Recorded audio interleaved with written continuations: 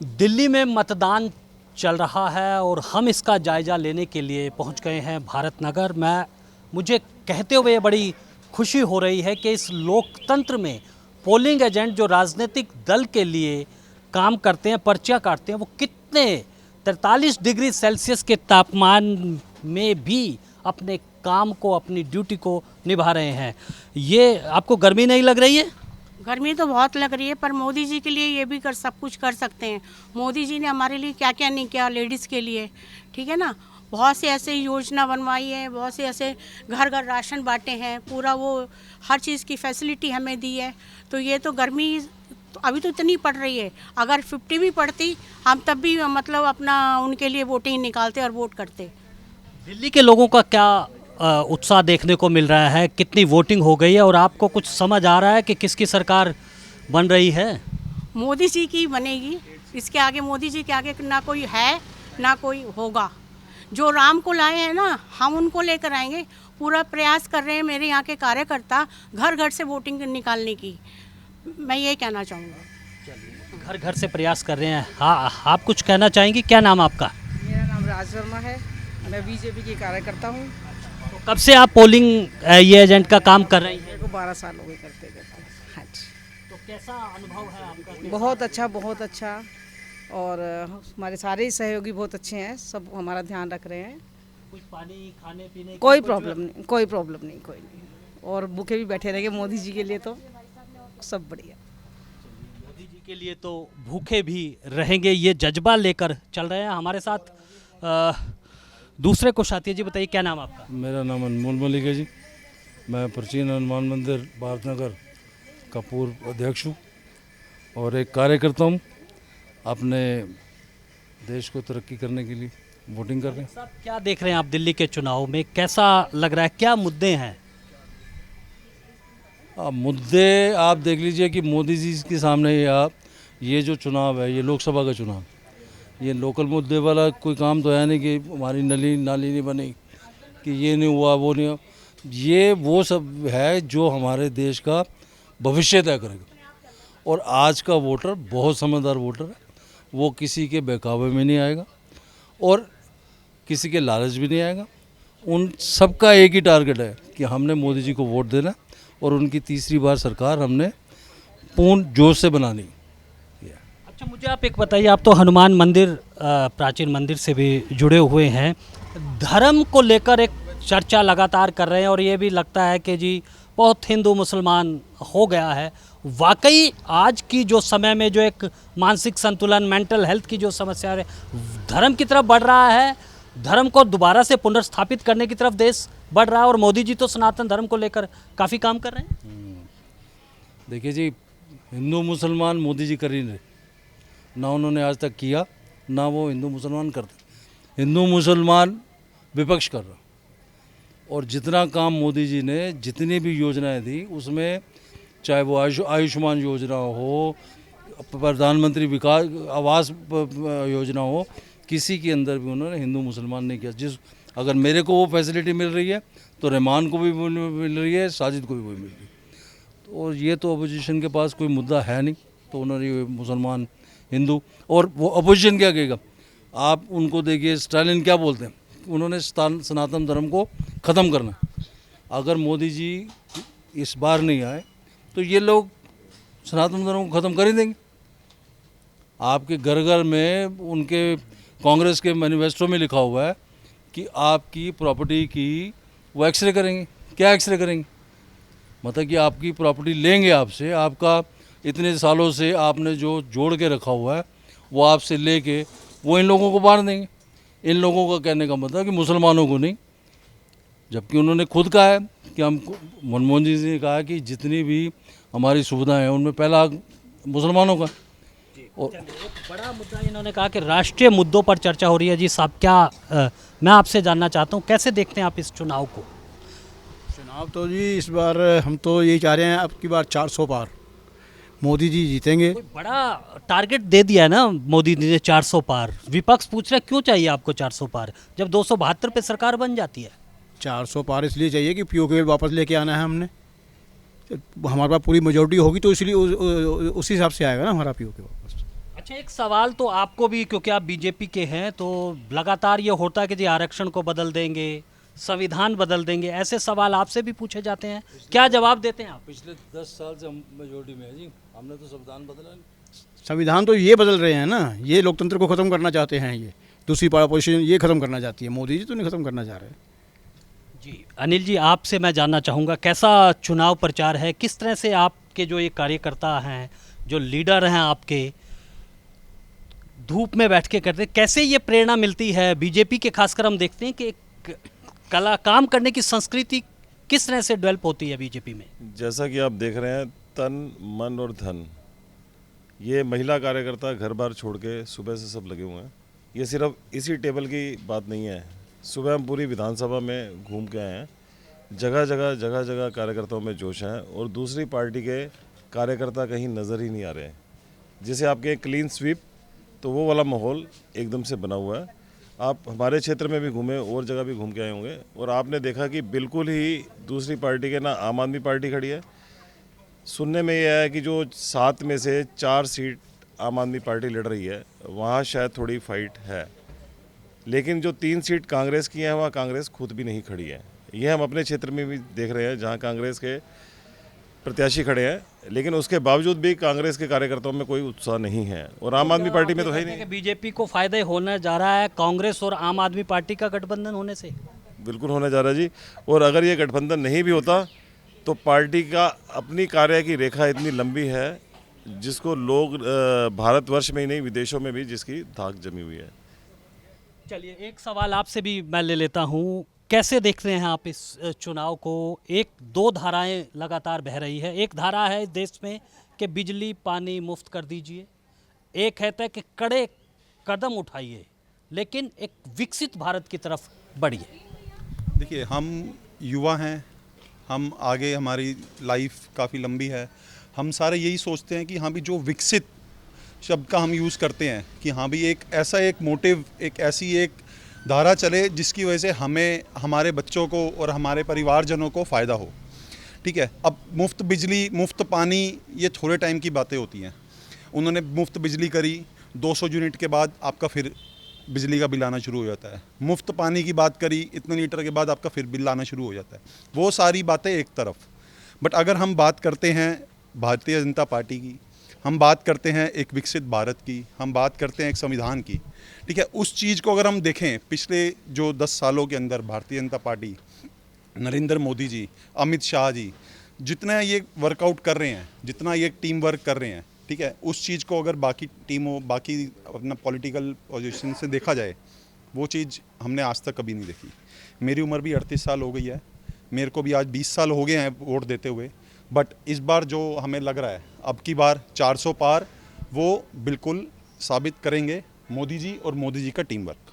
कैसे देखते हैं महंगाई और बेरोजगारी के मुद्दे पर? यह सवाल बार बार विपक्ष उठा रहा है कि एक तो गोदी मीडिया भी नहीं उठाता है, गोदी मीडिया पे भी सवाल है, बीजेपी से भी पूछा है कि इन मुद्दों पे बात नहीं होती है। अच्छा जी, विपक्ष का मुद्दे चाहिए होते हैं उनको, तो कुछ ना कुछ तो चाहिए, चाहे वो धर्म के आड़ ले लेते हैं, कभी कहते हैं कि विकास नहीं हो रहा, अभी विकास इतना हो रहा है फिर भी कहते हैं विकास नहीं हो रहा। हाँ जी, महंगाई इतनी बढ़ी हुई है, मुझे समझ नहीं आती कितनी महंगाई बढ़ी हुई है। आज जो महंगाई की दर प्रतिशत में मैं आंकड़े नहीं बता सकता, बिल्कुल ना के बराबर है अगर 10 साल के हिसाब से देखा जाए तो। और हर सरकार महंगाई ना कुछ तो बढ़ती रहती है। जो मेरा फ्लैट आज से 10 साल पहले अपना 60 लाख का था, आज मेरे को 1 करोड़ का बिक रहा है मेरा, तो मैं वहाँ पे नहीं देख रहा। हाँ जी, तो मेरे को प्लस भी तो हो रहा है, वहाँ पे कमाई भी तो हो रही है। मेरी महंगाई दर बढ़ी है तो मेरी कमाई भी बढ़ी है उसमें, ऐसा नहीं है। अच्छा, फिर आपके दिमाग में आपकी प्रॉपर्टी जो 10 साल पहले 60 लाख की थी, आज भी वो 60 लाख की है। आप ये को जी बढ़ गई है, आप अपनी तनख्वाह में से एक फ्लैट निकाल के तो दिखा दो। वो बात ठीक है, आपने जो है कि आप ये मत कहो कि प्रॉपर्टी की दिल्ली में वैल्यू घटी हुई है। एक चीज़, जब से ये बड़ी बड़ी कंपनियां गुजरात मॉडल जो है कि दिल्ली में आके बिजनेस करने के लिए आ गया है, उन्होंने बिजनेस की तो ऐसी तैसी फेर दी है, रिटेलर तो कमा ही नहीं सकता। जब से बीजेपी आई है कि कोई भी रिटेलर नहीं कह रहा कि मैंने कोई जमा किया हो। ये अपने अपने विचार होते हैं, काम करने के तरीके होते हैं कि सरकार सरकार के भी होते हैं, लोगों के भी होते हैं। हम इतना जानते हैं, हमने व्यापार करते हैं जी। हम आज से 10 साल पहले जो हमारी कमाई होती उस समय तो हम प्लस हैं जी। हम मेहनत करते हैं और कमाते हैं और अच्छा कमा रहे हैं। कईयों को रोने की आदत होती है जी, वो रोते रहते हैं जी, ज़िंदगी भर रोते रहते हैं जी। आप जितना मर्जी उनको कह लो, सुना लो, जो मर्जी कर लो जी। आप कुछ इस पर कहना चाहेंगे? एक बात तो आप सोचते हैं कि ये जो मुफ्त बांटने की राजनीति है, ये गलत है, ये बिल्कुल गलत है। मुफ्त में क्या हो गया है कि नीचे जिनको मुफ्त माल मिल रहा है उनकी जो जनरेशन है वो काम करके राजी नहीं है। हम देखो आदमी जो है जिसको 5 किलो या 10 किलो आटा मिलेगा राशन तो उसके घर में मिल गया, बाकी उनकी औरतें काम कर रही है, खुद तो काम कर नहीं रहे क्योंकि उनको राशन फ्री में मिल रहा है। बस का किराया जो है फ्री किया हुआ है और डीटीसी लॉस में चल रही है। और खड़े हो जाए डीटीसी की बसें आएंगी नहीं, ऑटो वाले अपनी मनमर्जी कर रहे हैं। आज मैं इस पोजीशन में हूँ, गाड़ी चलाने का मतलब का नहीं हूँ, फिर भी मुझे जो है कि गाड़ी चला के जाना पड़ रहा है काम करने के लिए। 80 साल की उम्र है मेरी। तो ये एक बड़ा सवाल है और जनता इस बात को मान रही है कि उसको मुफ्त नहीं चाहिए, बल्कि जो इंफ्रास्ट्रक्चर है उस पर काम होना चाहिए। तो तपती दोपहरी में और उमस के बीच में जो मतदान है वो हो रहा है और इस मतदान को पूर्ण करवाने में यहाँ पर कई जो महिलाएं हैं वो लगी हुई हैं। जी बताइए, काफ़ी गर्मी में आप इस काम को कर रही हैं, कैसा चल रहा है मतदान? मतदान बहुत अच्छा चल रहा है। सुबह से मतलब सुबह के टाइम ज़्यादा गति थी, अभी थोड़ा सा लो है और फिर शाम के टाइम बढ़ने की उम्मीद है, बढ़ जाएगा। हमारे लगे हुए हैं मतलब जो कार्यकर्ता हैं घरों से निकालने के लिए। तो किस तरह की तैयारी आप कर रही हैं? क्या आपको क्या रणनीति के तहत किसने बताया? जो हमारे ऊपर उच्च पदाधिकारी हैं उन्होंने हमें इसमें मतदाता की वो दी है सूचियाँ, नेट से कनेक्ट करके दिया है। इसमें हमें बहुत आसानी से किसी मतदाता की पर्ची अगर हमें लिस्ट में नहीं मिल रही है, इसमें हम आसानी से निकाल पा रहे हैं। और साथ में हमने जैसे 2-3 लोग यहाँ बैठे हैं, हम लोग 2-3 लोग घर से जा के नॉक करके भाई भाभी जी वोट डालने चलिए, भाई साहब वोट डालने चलिए, अपील भी करने जा रहे हैं कि आप मतदान अवश्य करें। तो कैसे देखेंगी आप अगर मतदान कम होता है और ये देखती हैं कि कितने घरों को या कितने मतदाताओं ने वोट दे दिया, उनको घर से बुला के लाएंगे? हमारे पास फ़ोन में सब चीज़ आ रही है। जैसे हमारे 176 बूथ पे 924 वोट हैं, तो उसमें से हमारे पास लिखा हुआ आ रहा है कि कितने वोट डल चुके हैं, कितने नहीं डले। तो हम उन घरों पे ज़्यादा ध्यान दे रहे हैं जो लोग घर पे वोट नहीं निकल पाए अभी डालने के लिए। तो उन लोगों के हम घर अब बार बार जा रहे हैं, कभी फ़ोन से कभी घर पे पर्सनली जाके बोल रहे हैं कि आप चलिए वोट डालने के लिए। और हमने ई रिक्शा और व्हील चेयर वगैरह सबकी सुविधा कर रखी है। तो ये जो ऐप है ये क्या चुनाव आयोग ने आपको उपलब्ध कराया है या बीजेपी ने उपलब्ध कराया है? दोनों ने, बीजेपी की तरफ से भी है, चुनाव आयोग की तरफ से भी है।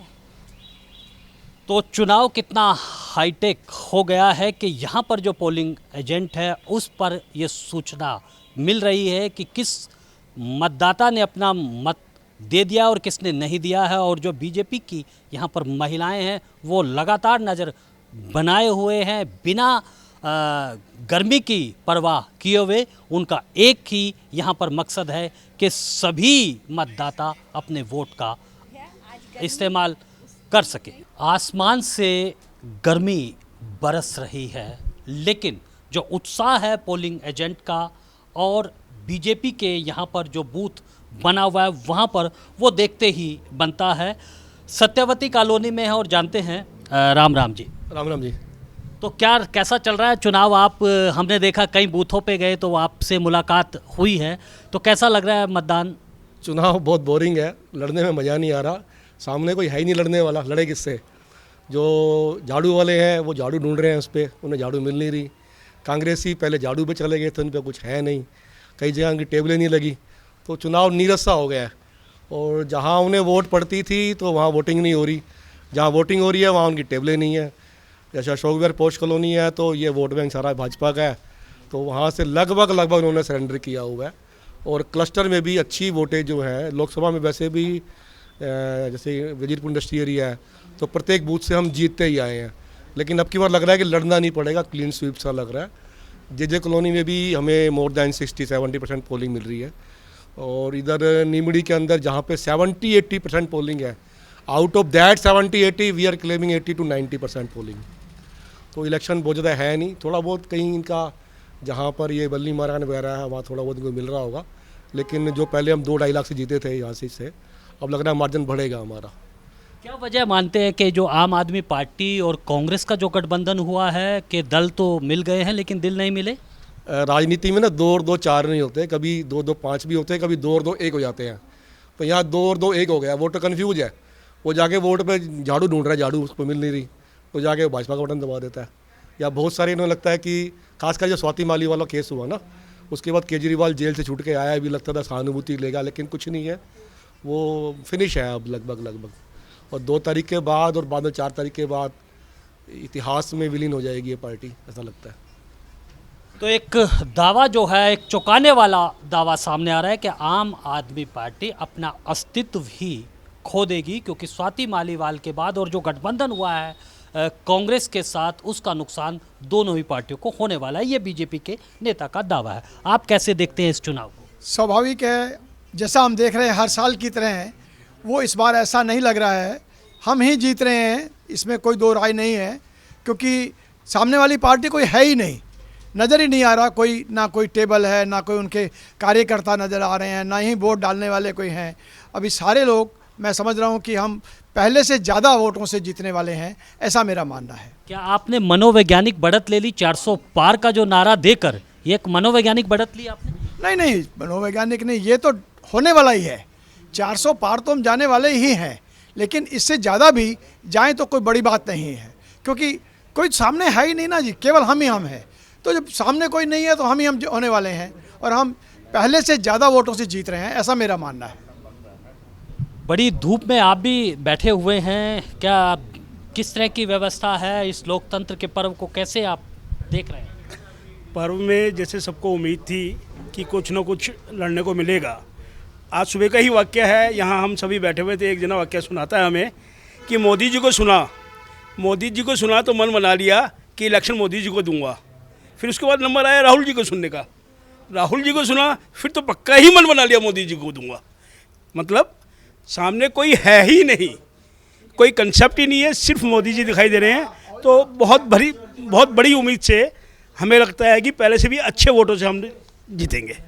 चलिए, एक बात तो तय है कि इन चुनावों में जो मोदी फैक्टर है वो काम कर रहा है। एक आखिरी सवाल जी, आप कुछ कहेंगे? हमारे जब से 2014 से मोदी जी प्रधानमंत्री बने हैं, भाजपा को उन्होंने इस ऊंचाई तक पहुंचा दिया है। हमारा जो सम्मान है राष्ट्रीय स्तर पर ही नहीं बल्कि अंतर्राष्ट्रीय स्तर पर बहुत ऊंचा शिखर पर पहुंच गया है। इसलिए जो है हर आदमी अब भाजपा की तरफ देखता है, उसको हर स्तर पर ऊंचाइयों पर ले जाने की कोशिश करता है। चलिए, जिस तरह से पूरी दुनिया जो है वो ग्लोबल हो गई है, तो ऐसे में राजनीति भी एक तरह से ग्लोबल हो गई है। वो अब स्थानीय मुद्दों के साथ साथ राष्ट्रीय और अंतर्राष्ट्रीय मुद्दों को भी देखकर अपनी वोट कर रहा है, और मोदी की लोकप्रियता का यही शायद एक वजह है कि देश कैसे आगे बढ़े। इसीलिए मतदाता मुखर होकर बीजेपी पर वोट देने की बात कर रहा है। इस समय हम सत्यवती कॉलोनी में हैं और यहाँ पर कांग्रेस के बूथ पर पहुँचे हुए हैं। आम आदमी पार्टी का बूथ यहाँ पर दिखाई नहीं दे रहा है, क्योंकि कांग्रेस और आम आदमी पार्टी जो है वो मिलकर चुनाव लड़ रहे हैं। तो जेपी अग्रवाल साहब कांग्रेस से हैं, तो आम आदमी पार्टी का कोई है क्या इनमें से, आप में से जो आम आदमी पार्टी का हो? अभी नहीं है, अभी बैठे थे थोड़ी देर पहले। अच्छा। अभी नहीं है। क्या बात है कि ये एक चर्चा चल रही है दिल्ली में कि दल तो मिल गए हैं लेकिन दिल नहीं मिले हैं। आपके दिल मिल गए हैं कि नहीं मिल गए? हमारे तो मिल गए हमारे तो मिल गए दिल, तभी तो बैठे हैं यहाँ पे सुबह से 6 बजे से। अच्छा, आप कांग्रेस के लिए बैठे हैं या आप पार्टी के लिए? कांग्रेस के लिए। क्या देखते हैं आप? एक पूरी तरह से एक अलग तरह की राजनीति दिल्ली में चल रही है। एक मोदी को लाने वाले हैं और एक उसको भगाना चाहते हैं। हमें तो मेन कैंडिडेट हमारे जेपी अग्रवाल जी हैं, हम उससे आगे नहीं सोच रहे अभी। सही बात बताएं, हम उनके लिए सोच रहे हैं। तो जेपी अग्रवाल जी की खास बात आप बताइए कि क्यों? सब लोगों से जुड़े हुए हैं, बहुत और सादा सोच विचार है उनके, बस ये है हमारी। किस तरह का मतदान है और क्या लोगों की इच्छाएं, क्या मुद्दे हैं? अपने आप ही वोट दे रहे हैं। हम किसी को कह नहीं सकते कि तुम इसे वोट दो तो वो उसे देगा, अपने मन से वोट देता है। हम कहते हैं उससे कि यहाँ दे पर जो आपको भी पता है, जहाँ जिसका मन है वो वहीं वोट देता है। आज का वोटर इतना समझदार हो गया है कि जहाँ उसका मन है वहीं वोट देता है। आपने कुछ देखा, आपको कैसा असर दिख रहा है? हमें तो वही है, जो हमारे पुराने कांग्रेसी थे वो आके कांग्रेस को ही देते हैं वोट।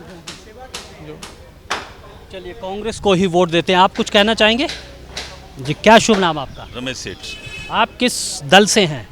बीजेपी से। अच्छा, बीजेपी से। तो कैसा, एक बहुत गर्मी है, कुछ इंतजाम किस तरह के किए हैं आप लोगों ने? ऐसा है जी, यहाँ तो एक जोश है बीजेपी को वोट देने का, मोदी जी को लाने का। यहाँ तो सबसे बड़ी बात क्या है, धर्म की जय हो, अधर्म का नाश हो, ये हमारे हिंदू धर्म में शुरू से बोलते आ रहे हैं। हम तो अधर्म के साथ नहीं हैं, धर्म के साथ हैं, और मोदी जी हमारे धर्म के साथ हैं। जो हमारे धर्म के साथ होगा हम उसके साथ हैं। मोदी जी ने हमारे लिए कितने काम करे हैं। देखो, राम मंदिर बनवा दिया, आप सोचो, दुबई में मंदिर बनवा दिया है, और अबू धाबी में मंदिर बनवा दिया। बाकी मोदी जी ने आज तक फोर्स को, जो हमारे देश में फोर्स है, फोर्स को कितना तगड़ा करा है। चलिए, ये बात, ये राम भक्त अपने आप को कहते हैं और केजरीवाल बजरंगबली भक्त कहते हैं। अब ये तो दिल्ली की जनता तय करेगी कि वो किसको धर्म का जो झंडा है वो पकड़ाती है, क्योंकि जनता जिसको जिताएगी वो ही विजयी कहलाएगा। तो आज के लिए बस इतना ही। आप बने रहें ब्रॉडकास्ट मंत्रा के साथ।